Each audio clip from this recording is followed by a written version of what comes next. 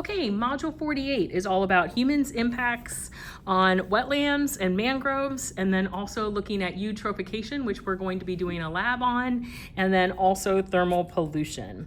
So the very first important piece of information in this unit is knowing how humans control water movement.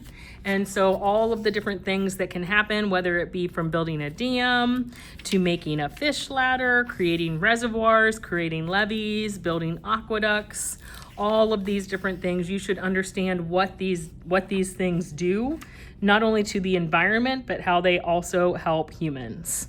And let's see if there's anything that, the Aral Sea, we've already done a case study on the Aral Sea, but they're gonna talk about it again. And then understanding how we convert salt water into fresh water by the process of desalinization.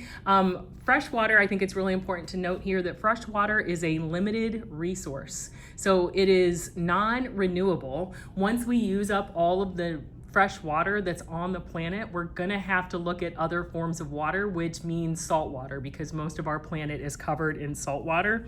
So this is going to be an expensive undertaking to start using salt water to provide water to the planet, and that's why water is such a valuable resource, and it's critical that we have enough fresh water, okay? So understanding what desalinization is and the difference between that, distillation, and reverse osmosis is kind of a key point here, okay?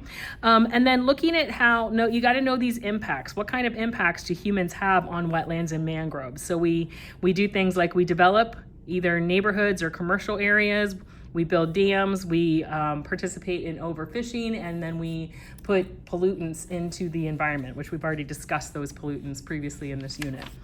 Okay, and then moving into aquatic ecosystems and how those are harmed by both eutrophication and then sediment is important to know.